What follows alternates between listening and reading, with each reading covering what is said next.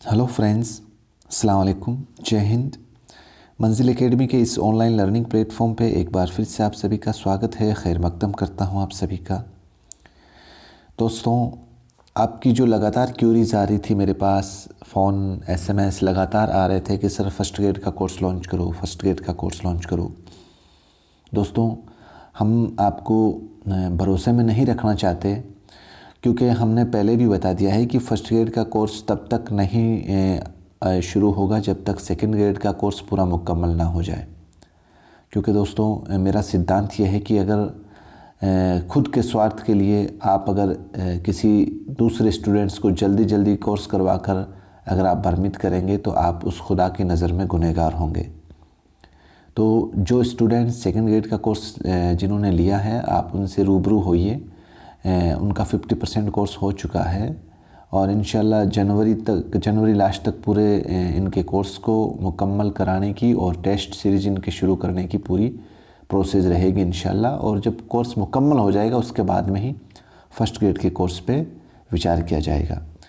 लेकिन दोस्तों, आपके लिए ज़्यादा तो मैं शायद नहीं कर पाऊँगा। आपके लिए जो फर्स्ट ग्रेड के लिए सबसे आपका जो मुश्किल पार्ट है, स्पेशली जो आपके उर्दू के अंदर साइको का जो पार्ट है, मनोविज्ञान का जो पार्ट है, क्योंकि वो सबसे ज़्यादा मुझे पता है आपको परेशान करेगा, सबसे ज़्यादा मुश्किल कर रहा है। और उसका कारण भी यही है कि भाई उसकी उर्दू की जो शब्दावली है बहुत मुश्किल होती है, उसके अंदर हवा भी नहीं लगती। दोस्तों, आप पुराने पेपर उठा के देख लीजिएगा। आपने जो रीट के अंदर सेकंड ग्रेड के अंदर या फर्स्ट ग्रेड के अंदर अगर दूसरे सब्जेक्ट से कभी साइको की तैयारी करी हो, आप उसको अब आप पेपर सोल्व करना उर्दू का, हवा भी नहीं लगेगी, इतना मुश्किल पैटर्न आता है। और उसकी वजह यही है कि उर्दू के जो शब्द हैं उसको हम समझ नहीं पाते। तो दोस्तों, जो आपका सबसे मुश्किल पार्ट है, मेरा प्रयास ये रहेगा कि स्पेशली आपको पूरा कोर्स अगर बाय द वे नहीं करवा पाता हूँ मैं फर्स्ट ग्रेड का, तो जो स्पेशली साइको और आईसीटी वाला जो पोर्शन है 30 नंबर के, क्योंकि वही मेरिट डिसाइड करेंगे। क्योंकि साहित्य तो लगभग सभी स्टूडेंट्स पढ़ेंगे, मेरिट के अंदर वो बंदा आगे निकल जाएगा जिसका साइको और आईसीटी पार्ट कंप्लीट है। 30 सवाल बहुत ज़्यादा होता है, यानी कि 60 नंबर। तो ये दोस्तों वही सिलेक्शन वाले जो पोर्शन है स्पेशली उर्दू के अंदर, वो यही पोर्शन है। तो ये पोर्शन में कम से कम आपको करा पाऊँ इंशाल्लाह, मेरी ये उम्मीद है। और इस पोर्शन को कैसे करा पाऊँगा मैं, इसकी एक झलक, इसका एक डेमो मैं आपके लिए आज लेकर आया हूँ। और इस डेमो को आप अच्छे से समझिए, इसको एंजॉय कीजिए। और इसको आपको अगर लगता है कि ये डेमो क्लास अगर हमारे कारगर साबित होगी, तो ज़रूर दोस्तों मुझे अपनी प्रतिक्रिया दें कमेंट सेक्शन के अंदर। कैसा ये मेरा जो प्रयास है आपको वास्तव में अच्छा लगेगा या नहीं लगेगा, ये आप कमेंट सेक्शन में जब क्लास देख लेंगे उसके बाद में ज़रूर दें दोस्तों। तो आज का सेशन दोस्तों, वैसे आपने साइकोलॉजी को पढ़ लिया होगा, इसको जिसको साइकोलॉजी या मनोविज्ञान को उर्दू में कहते क्या हैं दोस्तों? नफ्सियात कहते हैं। क्या कहते हैं? नफ्सियात कहते हैं। और ये दोस्तों सिर्फ ओनली फॉर उर्दू साइकोलॉजी की एक डेमो क्लास है। सिर्फ सेकंड पेपर होता है ना, जो फर्स्ट ग्रेड के अंदर सेकंड पेपर, फर्स्ट ग्रेड का उर्दू का जो सेकंड पेपर होता है, सब्जेक्ट का पेपर, जिसके अंदर 30 सवालात आते हैं दोस्तों। आपको पता है 30 सवालात, इसमें से कम 25 सवाल आपके रहेंगे नफ्सियात के और 5 सवाल रहेंगे आपके आईसीटी के। 5 सवाल किसके रहेंगे? आपके आईसीटी के, यानी कि इंफॉर्मेशन एंड कम्युनिकेशन टेक्नोलॉजी, जिसको आप कंप्यूटर समझ सकते हैं। तो मतलब इस पोर्शन को हमें बहुत अच्छे से समझना होगा दोस्तों। तो शुरू करते हैं दोस्तों इस पोर्शन को। दोस्तों, कोई वर्ड मान लो कि अगर आपको कम दिखाई दे रहा है या कोई समझ में नहीं आ रहा है, तो आप थोड़ा सा निराश मत होना, क्योंकि ये मैंने हाथ से ही लिखा है और थोड़ा बोल्ड करके नहीं लिखा है। बस आपको कंटेंट समझ में आना चाहिए दोस्तों। मेरी हमेशा जो सिद्धांत है मेरा, वो यही है कि आप डिज़ाइनेबल, फैशनेबल, भले ही आप कितने भी हो जाओ, कितने भी आप नोट्स बना लो, कितनी भी बेहतर से बेहतर पेज वाली, इमेज वाली आप गाइड ले आओ, लेकिन उसके अंदर अगर कंटेंट अच्छा नहीं है, और कंटेंट भी वही जो एग्ज़ाम के पॉइंट ऑफ व्यू से हो, और उतना ही जितना उससे सिलेक्शन हो जाए, यही हमारी थ्योरी है। और इसी को हमने इंशाल्लाह पूरा अप्लाइड किया है आपके ऊपर, और जिसके परिणाम भी हमें मिले हैं। इसी कड़ी के अंदर दोस्तों आज शुरू करूं, अगर मैं आपको सबसे पहले बेसिक पैटर्न शुरू करूं, नफ्सियात जिसको आप मनोविज्ञान बोलते हैं, साइकोलॉजी बोलते हैं, आपने पढ़ा भी होगा अभी रीट के अंदर या सेकंड ग्रेड के अंदर। दोस्तों नफ्सियात या मनोविज्ञान को आपको पता है, ये नफ्सियात या मनोविज्ञान जो है ये पहले दर्शन शास्त्र का विषय था। दर्शन शास्त्र, अब आप समझो कि सर दर्शन शास्त्र को उर्दू में क्या कहते हैं, तो उर्दू के अंदर कहते हैं फ़लसफ़ी। क्या कहते हैं? फ़लसफ़ी। तो ये दोस्तों नफ्सियात या मनोविज्ञान जो है वो फ़लसफ़ी का पहले पार्ट था।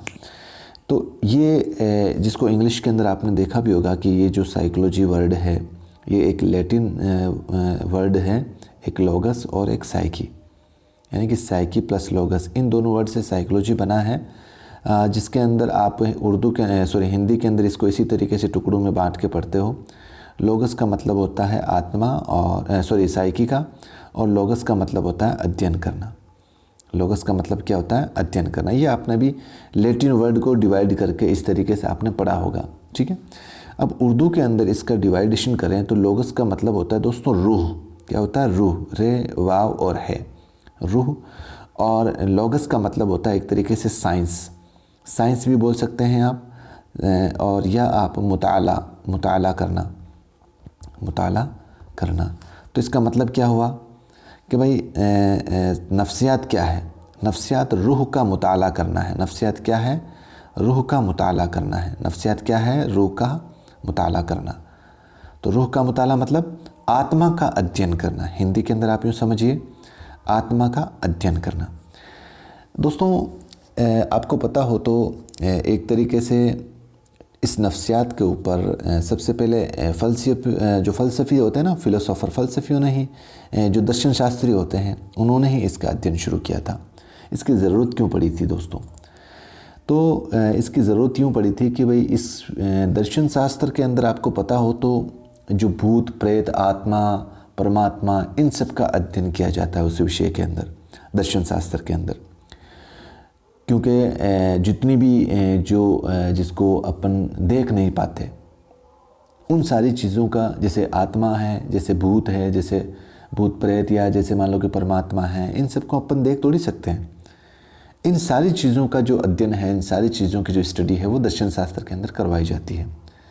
लेकिन जब धीरे धीरे इसका विकास हुआ, इस दर्शन शास्त्र को मनोविज्ञान के तौर पर, नफ्सियात के तौर पर एक अलग विषय के रूप में इसको उजागर किया गया। इसकी ज़रूरत इसलिए पड़ी थी कि यार इसको क्यों ना, ये चीज़ें काल्पनिक थी जितनी भी थी, भूत प्रेत आत्मा सब ये, तो इसको एक व्यक्ति के अध्ययन को जानने के लिए, एक इंसान के पूरे एक इंसानी ढांचे को जानने के लिए कि भाई ये कैसे बना है, क्यों बना है, ये कैसे एक्टिविटी करता है, कैसे क्रिया करता है, ये इंसान का जो शरीर है, ये किसके कहने पर ये पूरा उसका इंसान का जो ढांचा, ये सिस्टम जो है ये चलता है, और इसको कौन चलाता है, ये किसकी वजह से एक्टिविटी या क्रिया करता है, इन सब को जानने के लिए दोस्तों नफ्सियात एक विषय के रूप में सामने आया, यानी मनोविज्ञान एक विषय के रूप में सामने आया।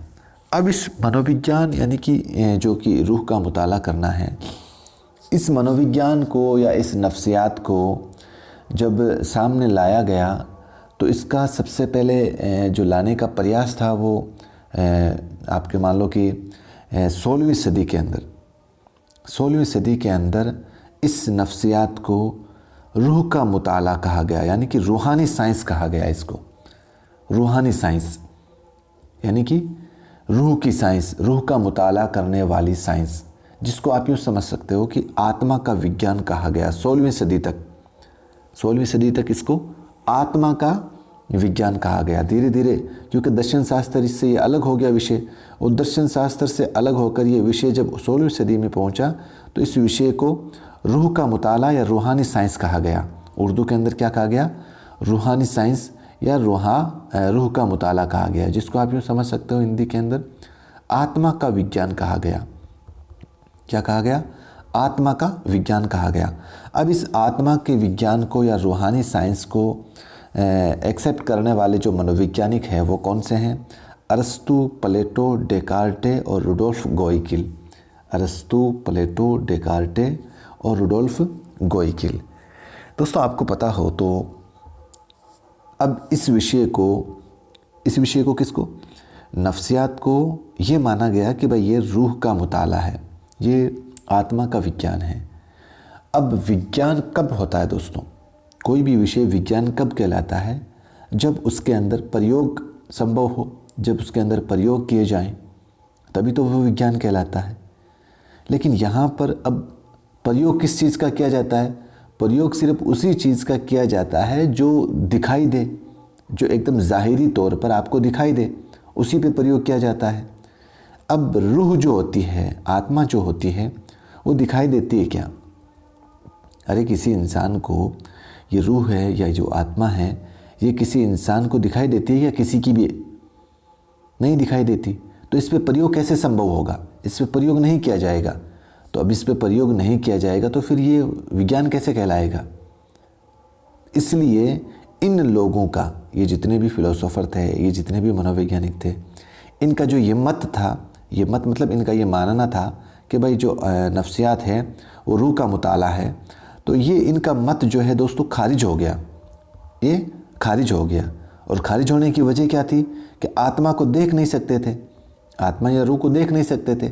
अब जब किसी चीज़ को देख ही नहीं सकते तो उस पर प्रयोग कैसे संभव होगा? तो प्रयोग संभव नहीं होगा, तो इसका मतलब ये खारिज हो गया। फिर धीरे धीरे फिर क्या हुआ, 17वीं 18वीं सदी के अंदर एक और मनोवैज्ञानिक आए जिनका नाम था पोम्पोनोजी, हॉब्स और लॉक। 3 लोग थे वैसे। पोम्पोनोजी ख़ास तौर पर ज़्यादा इन्होंने इसको तवज्जो दी थी। 17वीं और 18वीं सदी तक आते आते नफ्सियात ने किस विषय के रूप में अपनी पहचान बनाई? नफ्सी साइंस के रूप में। नफ्सी साइंस के रूप में, नून, फे और सीन और ये नफ्सी साइंस के रूप में अपनी पहचान बनाई। अब नफ्सी साइंस का मतलब आप यूँ समझिए दोस्तों कि हिंदी के अंदर नफ्सी साइंस का मतलब यूँ समझिए मन या मस्तिष्क का विज्ञान, मन या मस्तिष्क का विज्ञान। ये दोस्तों 17वीं और 18वीं सदी तक आते आते नफ्सियात ने अपनी पहचान बना ली मन या मस्तिष्क के रूप में, या उर्दू के अंदर जिसको बोलते हैं नफ्सी साइंस के रूप में, नफ्सी साइंस के रूप में ना। और इस मत को मानने वाले जो थे वो थे पोम्पोनोजी, वो थे पोम्पोनोजी। अब बात तो वही होगी दोस्तों कि भाई विज्ञान क्या मानता है? विज्ञान के अंदर जो दैनिक घटनाएं घटती है, विज्ञान ये मानता है कि हमारे जीवन में, हमारी ज़िंदगी में जो रोज़ जो डेली घटनाएं घटती हैं उनको हम देख सकते हैं और उसकी पुष्टि भी कर सकते हैं, उसकी पहचान भी कर सकते हैं। लेकिन दोस्तों इंसान का जो मन होता है उसका हम देख नहीं सकते और ना ही उसकी पुष्टि कर सकते, ना ही उसकी पहचान कर सकते हैं। मन का मतलब, अब जैसे मेरे मन में क्या चल रहा है या आपके मन में क्या चल रहा है, तो सामने वाला व्यक्ति उसको बता थोड़ी सकता है कि भाई तेरे मन में ये चल रहा है। अरे मन की पहचान जो है दोस्तों, कोई भी व्यक्ति मन के अंदर क्या विचार करता है, अपने मन ही मन क्या सोचता है, सामने वाला व्यक्ति उसके मन के बारे में थोड़ी बता सकता है। क्यों नहीं बता सकता? क्योंकि वो उसके मन को देख नहीं सकता। अब जाहिर सी बात है कि जिस चीज़ को देख नहीं सकते उस पर प्रयोग संभव नहीं है, और उस पर प्रयोग संभव नहीं है तो फिर वो विज्ञान कैसे कहलाएगा? विज्ञान विषय ही उसे कहा गया है जिसके अंदर प्रयोग संभव हो। तो इसका मतलब ये इनका जो पोम्पोनोजी का जो मत था कि भाई 17वीं 18वीं सदी तक जो नफ्सियात है वो एक नफ्सी साइंस है, तो इनका ये मत भी खारिज हो गया। ठीक है, फिर आगे बढ़ता है थोड़ी 19वीं सदी तक। फिर ये नफ्सियात जो विषय है यानी कि जो मनोविज्ञान विषय है, फिर और इस पर अध्ययन किया गया और इस पर स्टडी की गई, और इस पे जो स्टडी करने का काम था वो 2-3 मनोवैज्ञानिकों ने किया। और इसको बोलते हैं दोस्तों 19वीं सदी तक आते आते नफ्सियात कौन सा विषय बन गया, कौन सा विज्ञान बन गया? हवासी साइंस बन गया। है बड़ा है, वाव, अलिफ और सीन, हवासी साइंस बन गया।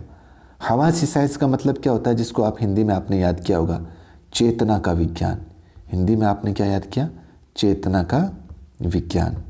चेतना का विज्ञान। अब इसको उर्दू में क्या बोलते हैं? हवासी साइंस। क्या बोलते हैं? हवासी साइंस। इसके जो फॉलोअर थे, इस मत को प्रतिपादित करने वाले जो मनोवैज्ञानिक थे वो कौन थे?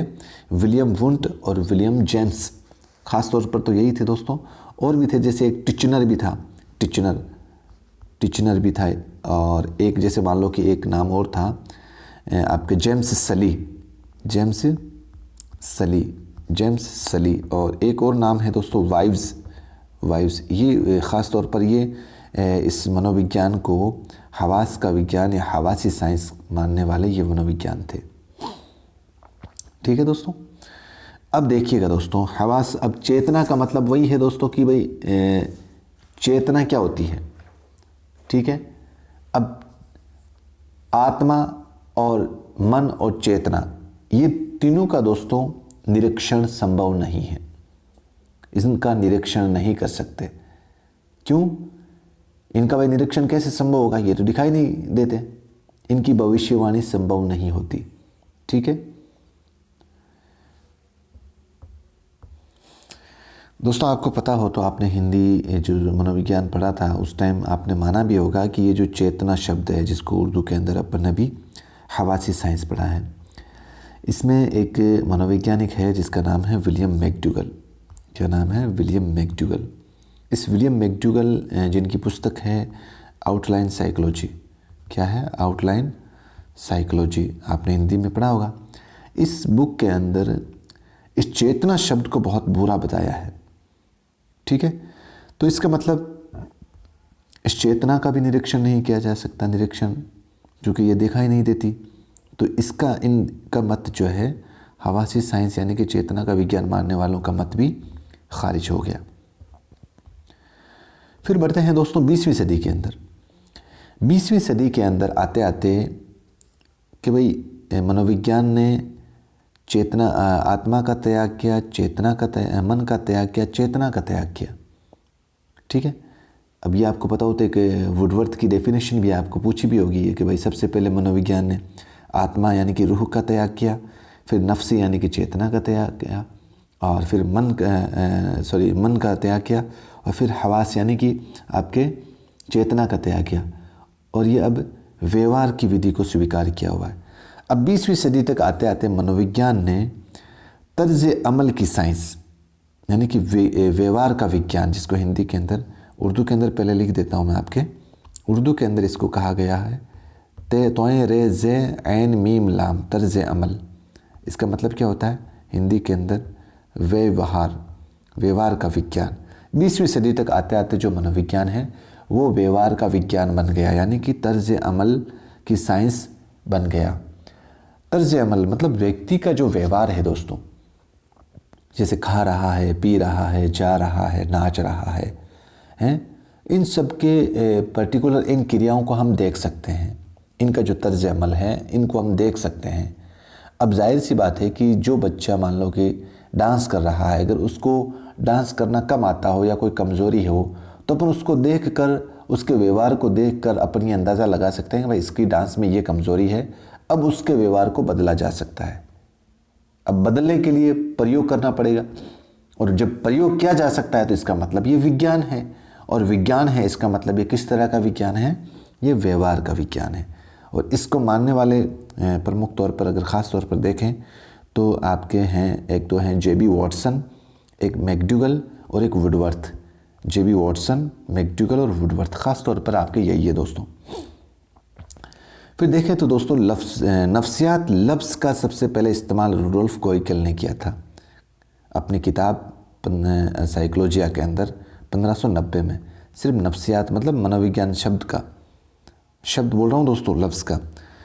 अगर हम देखें मोटा मोटी तौर पर तो नफ्सियात इल्म की वो शाख है, यानी कि शिक्षा की वो शाख है जो हमें इंसान के किरदार यानी कि व्यवहार के अंदर किरदार और उसमें तब्दीलियों की वजूहात का इल्म फ़राहम करती है। अगर हम समझें कि भाई मनोविज्ञान या नफ्सियात क्या है, नफ्सियात शिक्षा की वो शाख है जो हमें इंसान का जो व्यवहार है उसमें जो बदलाव आता है, किसी भी व्यक्ति के अंदर उसके व्यवहार में अगर बदलाव आ रहा है तो वो बदलाव किन वजह से आ रहा है, उन चीज़ों को, उन वजहों को जानने का काम करती है नफ्सियात। ठीक है दोस्तों, चलिए आगे बढ़ते हैं। ये दोस्तों बहुत ही इंपॉर्टेंट है आपके। एक नाम आता है विलियम जेम्स। क्या नाम है? William James. विलियम जेम्स दोस्तों जो कि इनको जदीद नफ्सियात का बाबाए आदम भी कहते हैं। वापस लाइन अंडरलाइन कर लेना इसको। जदीद नफ्सियात के बाबाए आदम। मतलब क्या है? जदीद नफ्सियात के बाबाए आदम, यानी कि एक तरीके से ये मान लो कि आप आधुनिक मनोविज्ञान, आधुनिक मनोविज्ञान के बाबाए आदम। तो दोस्तों कि विलियम जेम्स जो हैं, इनकी किताब है प्रिंसिपल ऑफ साइकोलॉजी, जिसके अंदर जदीद नफ्सियात की सबसे पहली किताब है। ये जदीद नफ्सियात की सबसे पहली किताब है और ये दुनिया के पहले मुफक्किर हैं। मुफक्किर का मतलब मनोवैज्ञानिक हैं, जिन्होंने नफ्सियात को फ़लसफ़े से अलग करके उसे एक आज़ाद शक्ल दी। विलियम जेम्स ने, जो कि आपके नफ्सियात था, जो दर्शन शास्त्र का एक विषय था, जो फ़लसफ़ी का एक सब्जेक्ट था, उसको अलग करने का काम विलियम जेम्स ने किया था। ठीक है दोस्तों। और एक नाम और आता है विलियम वुंट।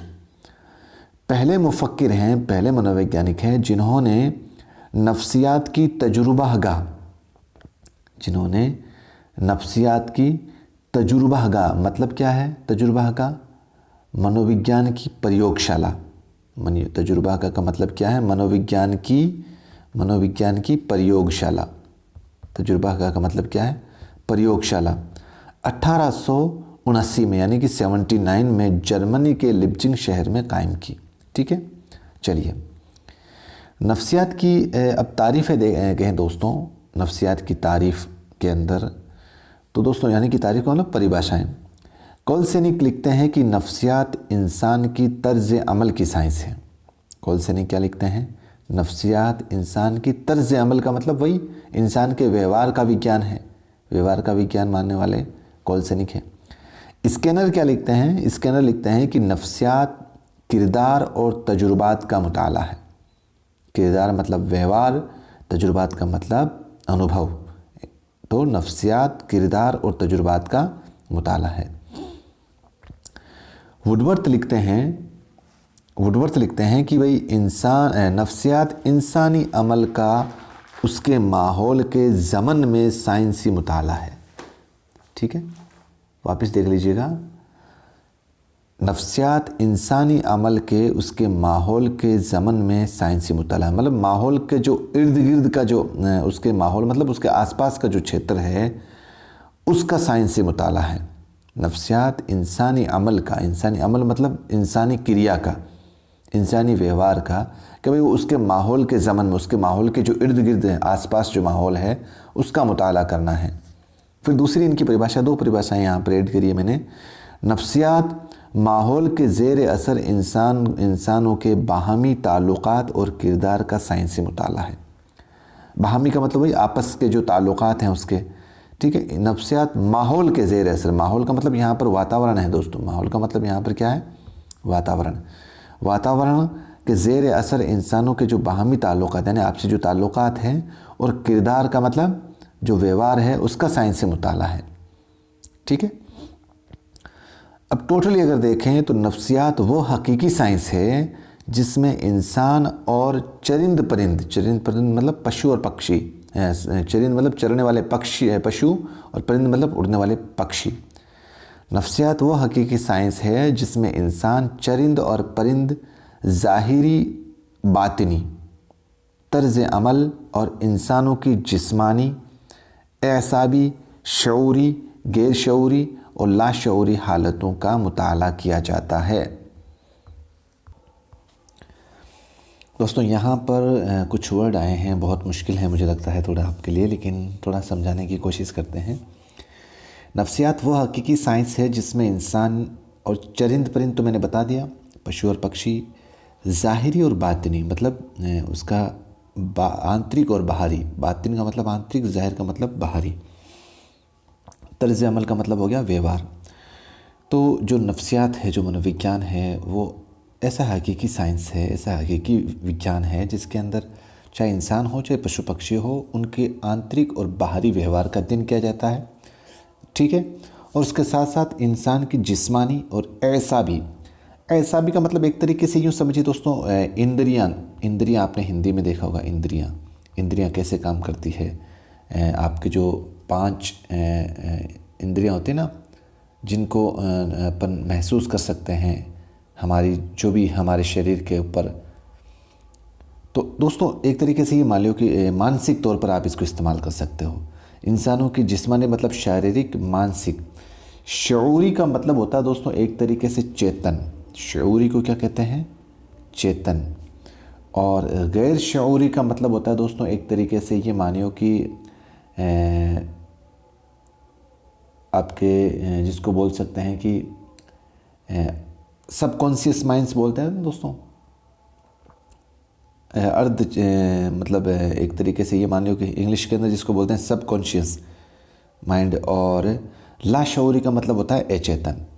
ठीक है, लाशऊरी का मतलब होता है अचेतन। शऊरी का मतलब चेतन। गैर शऊरी का मतलब हो गया वो आपके सबकॉन्शियस माइंड। इंग्लिश के अंदर मैं आपको बता देता हूँ। शऊरी का मतलब हो गया आपके कॉन्शियस माइंड, और गैर शऊरी का मतलब हो गया सबकॉन्शियस माइंड, और लाशऊरी का मतलब हो गया अनकॉन्शियस माइंड। ठीक है, अनकॉन्शियस माइंड। तो ये तीनों चीज़ें दोस्तों मतलब व्यक्ति के, किसी भी इंसान की शारीरिक और उसकी मानसिक जितनी भी एक्टिविटी होती है, भाई उसके माइंड में मतलब उसका चेतन मन कैसा है, उसका अर्ध चेतन मन कैसा है, उसका अचेतन मन में वो कैसी एक्टिविटी करता है, इन सब हालातों का मुताला किया जाता है। किस में मुताला किया जाता है? नफ्सियात के अंदर। किस में मुताला किया जाता है? नफ्सियात के अंदर। ओके, चलिए आगे बढ़ते हैं। तो दोस्तों नफ्सियात की खुसूसियात क्या क्या हो सकती है, भाई मनोविज्ञान की विशेषताएं क्या क्या हैं? तो देखें दोस्तों, नफ्सियात इंसान की आपके चरिंद और परिंद, यानी कि पशु, इंसान, चरिंद, परिंद, इन सब की तर्ज अमल की साइंस है, इन सब के व्यवहार का साइंस है। इंसान और जानवरों के ज़ाहिरी का मतलब जिस्मानी और बातिनी का मतलब जहनी। ठीक है, जहनी का मतलब मानसिक किरदारों का मुताला इसमें किया जाता है। और नफ्सियात के ज़रिए इंसानों और चरिंद परिंदों के तर्ज अमल यानी कि व्यवहार को समझा जाता है, काबू किया जाता है, तब्दील किया जाता है, मतलब उसमें परिवर्तन किया जाता है, और उनके तर्ज अमल के बारे में पेशन गोई की जाती है, यानी कि भविष्यवाणी की जाती है। पेशन गोई का मतलब भविष्यवाणी की जा सकती है। अपन मारवाड़ी के अंदर एक कहावत भी है ना दोस्तों, पूत का पग पालने में दिखे।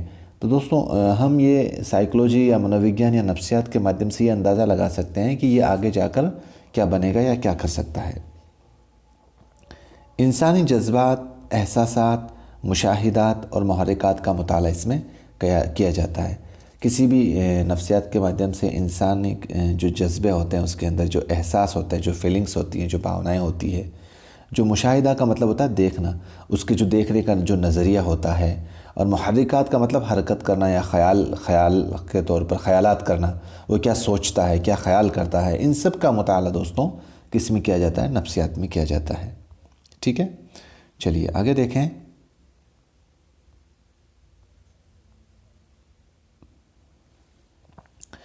इंसानों में दो तरह के इंसानों, जैसे एक तो उमूमी और एक गैर उमूमी इंसानों के तर्ज अमल का मुताला किया जाता है। अब नफ्सियात के अंदर दोस्तों इंसानों के अंदर दो तरह के इंसानों का मुताला किया जाता है।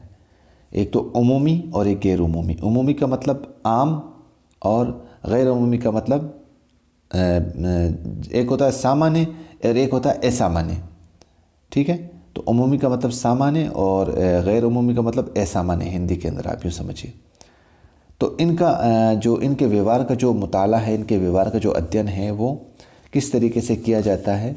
तो देखिएगा, आम इंसानों के तर्ज अमल के अनासिर, आम इंसान जो होते हैं, जो सामान्य इंसान जो होते हैं, उनके तर्ज अमल के अनासिर, उनके जो व्यवहार के अनासिर का मतलब जो बुनियादी अज्जा हैं, और इख्तियारी अज्जा जो कंट्रोल करने वाले अज्जा हैं, उनका मुताला किया जाता है।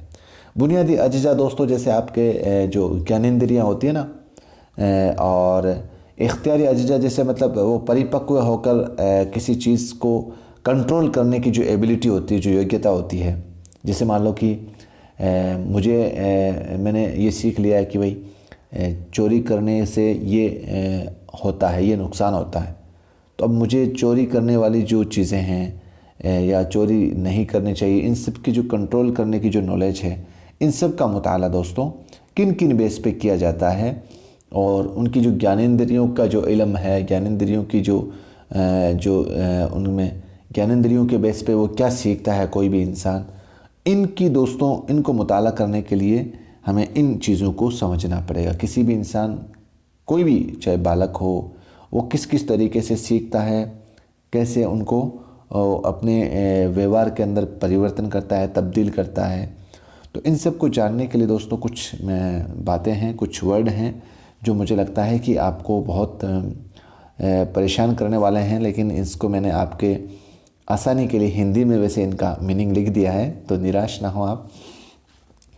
जैसे बालक के अंदर, बालक का जो व्यवहार होता है, जो बच्चा होता है, उसके व्यवहार में जो परिवर्तन होता है, उसके अंदर कहीं ना कहीं कुछ चीज़ें जो हैं उसके इर्द गिर्द जो आसपास की जो चीज़ें हैं उनका दोस्तों अध्ययन किया जाए तो उसमें एक तो नाम आता है तवारिस। ते वाव अलिफ रे से तवारिस का मतलब होता है वंशक्रम। बालक के व्यवहार पर वंशक्रम का भी बहुत गहरा प्रभाव पड़ता है। एक होता है माहौल। माहौल का मतलब होता है वातावरण। वातावरण का भी बिल्कुल बालक की जो डेवलपमेंट है, जो बालक का जो विकास है, बालक की जो ग्रोथ है, उस पर बहुत फ़र्क पड़ता है। एक होता है जहानत। जहानत का मतलब होता है दोस्तों बुद्धि। हिंदी के अंदर जहानत को बोलते हैं। अब कुछ बालक बुद्धिहीन होते हैं और कुछ बालक इंटेलिजेंट होते हैं, ठीक है ना। इन सब बातों का जिक्र करना पड़ेगा। एक होता है जहनी अवामिल या हसासियत। हिस्सासियत है सीन, इसके ऊपर तशदीद, अलिफ सीन ये थे, हिस्सासियत। इसका मतलब होता है उत्तेजना। हिंदी के अंदर इसको क्या कहते हैं? उत्तेजना। फिर अगला पॉइंट आता है अदराक। अदराक का मतलब बोध या धारणा। बालक क्या बोध करता है, क्या धारण करता है, उसकी धारण करने की लेवल क्या है, वो किस तरीके से कितनी चीज़ों को धारण कर सकता है, बोध कर सकता है। फिर आता है दोस्तों आपके तख़य्युलात। तख़य्युलात का मतलब होता है, यहाँ पर ये दोस्तों ते है, ते खे ये लाम अलिफ ते। तख़य्युलात का मतलब होता है कल्पना करना। बालक के अंदर इमेजिनेशन जिसको बोल सकते हैं आप, इमेजिन करने की कितनी शक्ति है, कितने वो, इसको उर्दू के अंदर दोस्तों तख़य्युलात ही आपको याद करना पड़ेगा। फिर आता है तफक्कुर। तफक्कुर का मतलब होता है दोस्तों सोच विचार, फ़िक्र करना, सोच करना, विचार करना उसके ऊपर, ठीक है। और जैसे आपको यूँ मानिए कि एक तरीके से थिंकिंग, इंग्लिश के अंदर इसको बोल सकते हैं थिंकिंग, ठीक है, थिंकिंग, तफक्कुर को। फिर आता है इस्तदलाल। इस्तदलाल का मीनिंग एक तरीके से यूँ समझिए दोस्तों तर्क को बोलते हैं। बालक तर्क करना सीख गया है कि नहीं सीखा है, किस लेवल पे वो तर्क करना सीखेगा, ये सारी जो आपके जीन पियाजे का जो संज्ञानात्मक विकास है ना, इसमें आपके तर्क करना कब सीखता है बालक। और जितने भी बालक की विकास के जो सिद्धांत है उसमें हम समझेंगे कि बालक कल्पना करना कब सीखता है, तर्क करना कब सीखता है, वो सोच विचार कब करता है, उसकी बुद्धि लब्धि किस एज में कितनी होती है। ये सारी चीज़ें दोस्तों आपके जब मनोविज्ञान में आपने सिद्धांत पढ़े होंगे अच्छे से, उसमें अच्छे से आपको आया होगा। बस इन शब्दों को आप अपने दिमाग में समझें कि भाई तर्क को इस्तदलाल कहते हैं, तख़य्युलात को कल्पना कहते हैं। आगे है दिलचस्पी, मतलब रुचि। बालक किस किस तरीके से अपनी रुचियों को जाहिर करता है। और फिर आता है यकसुई। यकसुई का मतलब होता है ध्यान, ध्यान लगाना किसी चीज़ के ऊपर, फोकस करना, ठीक है। और फिर एक पॉइंट आता है याददाश्त, जिसको आप सभी जानते हैं, मेमोरी, स्मृति जिसको बोलते हैं। एक नाम आता है निस्यान। नून सीन ये अलिफ और नून, निस्यान, जिसको हिंदी में भूल कहते हैं। बालक के अंदर भूलना भी एक अमल है दोस्तों, क्रिया है। बालक के अंदर भूलना भी कोई बड़ी बात नहीं है, इंसान जो है भूल सकता है। तो दोस्तों इन वर्डों को आपको हू बहू थोड़ा मुश्किल हो रहा है एक दो बार, तो मैंने इसीलिए आपके सामने इस आसानी करने के लिए हिंदी में कोष्टक में आपके नाम लिख दिए हैं। इंशाल्लाह मुझे आपके उम्मीद है कि ये बहुत अच्छे से याद रह जाएगा। इसके बरखिलाफ़ यानी कि इसके उल्टा अगर हम देखें, ये तो दोस्तों जो आम इंसान होता है, जो सामान्य नागरिक होता है, उसके डेवलपमेंट को, उसकी ग्रोथ को लेकर ये इन चीज़ों पे अमल किया, इन चीज़ों को ध्यान में रखा जाता है। लेकिन इसके बरखिलाफ़ जो असामान्य इंसान होते हैं, जो गैर अमूमी इंसान होते हैं, जो जहनी तौर पर पसमानदा का मतलब था जो जहनी तौर पर यानी कि जो मानसिक तौर पर कमज़ोर होते हैं, जहनी तौर पर पसमानदा, ऐसे इंसानों के मसाइल का मुताला किया जाता है और उनके हल के लिए तराकीब तलाश की जाती है, यानी कि उनके समाधान के लिए कुछ तरकीब तलाश की जाती है। चलिए फिर देखें दोस्तों तो नफ्सियात की कुछ मुख्तलिफ़ शाखें हैं, ठीक है, उसकी कुछ मुख्तलिफ़ शाखें हैं उसकी। तो कौन कौन सी हैं देखें।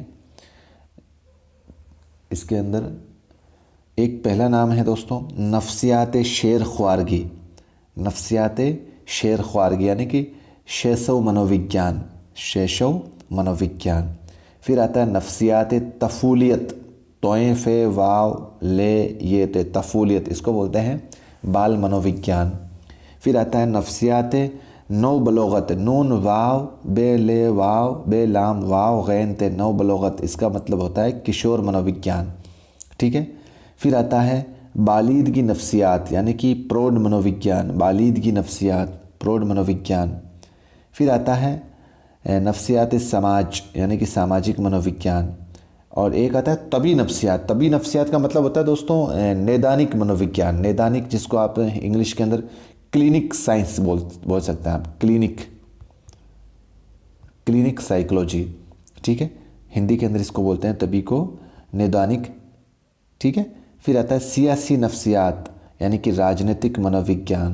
फिर आता है नफ्सियाती सिनाती, नफ्सियात सिनाती यानी कि औद्योगिक मनोविज्ञान, औद्योगिक मनोविज्ञान। फिर आता है हैवानी नफ्सियात जिसको पशु मनोवैज्ञानिक बोलते हैं, पशु मनोविज्ञान। और एक जो आपके सिलेबस में है मोस्ट इम्पोर्टेंट नफ्सियाती तालीमी, नफ्सियात तालीमी यानी कि शिक्षा मनोविज्ञान। इसको दोस्तों हमें पढ़ना है, हमें समझना है और यही आपके सिलेबस में है। ये दोस्तों अभी जो हमने चैप्टर पढ़ा था पीछे, ये सिर्फ इस सब्जेक्ट तक पहुंचना था, हमें इस सब्जेक्ट की रूपरेखा तैयार करनी थी, इस सब्जेक्ट का बैकग्राउंड हमें बनाना था, ठीक है। मेन जो आपके सिलेबस है वो यहाँ से शुरू होगा फर्स्ट ग्रेड के अंदर। अब इसको किस तरीके से हमें पढ़ना है, किस तरीके से एक बालक का एक विकास होता है, उसकी क्या क्या एज है, जैसे आपने शैशव अवस्था, बाल्यावस्था, किशोर अवस्था, ये सब पढ़ा है आपने। अब इनको उर्दू में क्या कहते हैं, इनकी एज का क्या क्राइटेरिया है, और फिर जो आपके संज्ञानात्मक विकास हैं, नैतिक विकास हैं, और जो अधिगम के सिद्धांत हैं, बालक के अंदर जो सीखने के सिद्धांत हैं, ये आपके सिलेबस में हैं दोस्तों। और इनकी बुद्धि को लेकर बालक के कौन कौन से सिद्धांत हैं, इन सब के सिद्धांतों का स्टडी करेंगे अपन, और आपने की होगी। लेकिन दोस्तों इनको उर्दू के अंदर किस तरीके से अपन डाइवर्ट करके कन्वर्ट करते हुए समझेंगे, तो दोस्तों वही हमारे लिए बेहतर होगा। तो उम्मीद करता हूँ कि ये लेक्चर आपको अच्छे से समझ में आया होगा, ठीक है। और मैंने पूरा प्रयास किया है आपको इसके अंदर जितने भी उर्दू के जो मुश्किल अल्फाज हैं उनको हिंदी और इंग्लिश में समझाने की कोशिश करिए। अगर आपको इस तरीके का ही कंटेंट अगर समझना है, पढ़ना है, तो आप मुझे कमेंट सेक्शन में अपनी प्रतिक्रिया ज़रूर दें। अगर आप प्रतिक्रिया करेंगे, कमेंट करेंगे, और आप ज़्यादा स्टूडेंट्स होंगे जिनकी रिक्वायरमेंट अगर वास्तव में है इस सब्जेक्ट को पढ़ने की, और पढ़ाने का जो इस सब्जेक्ट को जो पैटर्न है वो पूरा सब्जेक्ट जो जैसा अभी हमने इस कंटेंट को पढ़ा है, इसकी रूपरेखा पढ़ी है मनोविज्ञान की, अगर आप इसी तरीके से, क्योंकि दोस्तों मुझे झूठा दिलासा देना नहीं आता, ना मैं किसी स्टूडेंट्स को देता हूँ कि मैं आपको फिर मैं इस तरीके से मैं पढ़ाऊँगा और ऐसी स्लाइडें लाऊँगा और कंप्यूटर पे ऐसी क्लासेस होगी, ऐसा कुछ नहीं है दोस्तों। जो पैटर्न जो अभी मैंने डेमो के रूप में, अभी ओवरव्यू के रूप में मनोविज्ञान को आपको समझाया है, अगर आप इसी तरीके से इस पैटर्न को, इस क्लासेस को अगर आप पसंद करते हो, पढ़ना चाहते हो, तो दोस्तों ये जो फर्स्ट ग्रेड की जो साइकोलॉजी है आपके, ये मैं आपके कम से कम ये तो मैं आपके पूरी करवा दूंगा, लेकिन सेकेंड ग्रेड का कोर्स पूरा होने के बाद में। सेकेंड ग्रेड का कोर्स दोस्तों 30 जनवरी से पहले पूरा नहीं होगा, आप मान के चलो 30 जनवरी के बाद में भी आपके पास में आराम से फर्स्ट ग्रेड की साइकोलॉजी का टाइम बचता है। अब आप दोस्तों, अब आप सोचोगे कि सर फिर बाकी कोर्स कहाँ से पढ़ें, तो बाकी कोर्स जो है सब्जेक्टिव, जिसने सेकेंड ग्रेड का कोर्स ले रखा है उसके तो वैसे भी दोस्तों 40% सिलेबस जो है वो फर्स्ट ग्रेड का वैसे भी कंप्लीट हो जाएगा, और बाकी जो बचेगा तो आप इनका, आपके पास जो भी सामग्रियाँ हैं, जो भी किताबें हैं, आप पढ़ते रहिए, जो भी नावल हैं, जो भी अफसाने हैं, आप पढ़ते रहिए, मार्केट से लाइए, ख़रीदिए, ठीक है ना। तो दोस्तों ये जो मेरा ओवरव्यू है, इसके ऊपर आपको अपनी प्रतिक्रिया ज़रूर दें। मनोविज्ञान को अगर आप इसी अंदाज में पसंद करते हैं तो कमेंट सेक्शन में जाएं और अपना कीमती सुझाव और कमेंट ज़रूर दें। लेकिन पैटर्न यही रहेगा दोस्तों, यही कंटेंट को एग्ज़ाम के पॉइंट ऑफ व्यू से समझाने की पूरी कोशिश की जाएगी इसके अंदर। ठीक है, तो कैसा लगा ये कंटेंट और ओवरव्यू हमारा? आप लोग वास्तव में इसी तरीके से पढ़ना चाहते हैं, समझना चाहते हैं तो कमेंट ज़रूर करिएगा मेहरबानी करके। ओके, तो दीजिए इजाज़त, मिलते हैं फिर से एक नए कंटेंट के साथ एक नई वीडियो में। खुदा हाफिज़, जय हिंद।